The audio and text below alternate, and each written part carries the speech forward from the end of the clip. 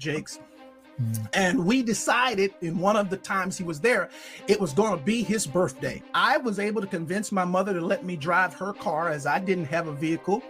I said, well, we're going to take him out to eat. I want to drive your car. And so we did. We took him out to eat. And it was decided after we were done taking him out to eat that I would be the person to take him back to his sleeping place, which at the time there was a lady named Sister Giles. She always wanted to house and take care of him when he came to that church. And so I came in there, drove him to eat, and then took him back to her home. Well, after taking him back to her home, he says, come on in, let's talk. You can't even imagine being 18, 19 years of age. This person is killing it. And they're saying to you, come on in, let's talk. And so I did. I went in, we sat down at a very long dining room table in a room that she had. And for 2 hours, it was unbelievable. Pouring of heart, crying, him talking about my father, we talking about these scenarios. And I inwardly just knew I had finally found someone who could get it. Someone who understood. I'm sitting at this table, and for the first time talking to any man, I got tears coming down my face because somebody gets me.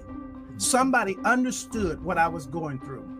Well, after sitting there and having this long discourse with him, I finally look at my watch and I'm like, oh my goodness, I got to go. I got to get this car back to my mother. She's going to kill me. So I said to Bishop, I got to get up. And I got up from the table. He got up from the table. He walked around toward the way I had to exit quicker than I got over there. And when I started to walk past him, he pulled me to himself, wrapped his arms around me and tried to kiss me. And in that moment, I literally died. I could not, I tell you, to this day, I can't remember how I got out of that place. But I remember driving home with all kinds of crazy thoughts and what in the world am I going to do now? And I finally get home, get in the house, get in the bed. I'm going to try to go to sleep. And I get to sleep and get up in the morning. And in the morning, I step into our bathroom and my home phone rings. My mother answers the phone and she says to me, Wayne, it's Elder Jakes. And I get on that phone. And when I get on that telephone, I can hear water. He is sitting in a bathtub. And in that thing, he says to me, without any hesitation, there's 3 things I need you to do. The first one is, when I come to Pittsburgh, you're going to be the only person I sleep with. The second one is, you can't sleep with anybody else because I don't want to give my wife anything.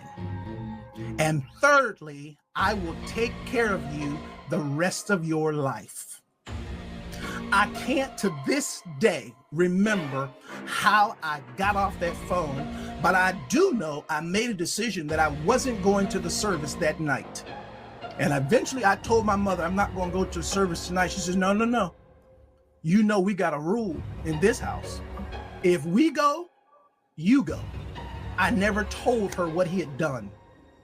I went to church, and the most humiliating thing imaginable happened that night at church. Bishop Jakes, getting up to preach, speaks into that microphone. I'm going to ask young minister Youngblood to read for me. And after all of that drama of the last 24 hours, I had to read before he preached. Come out the closet and stop keeping a secret and let the world know, if it had not been for the Lord that was on my side, I would have been, I would have been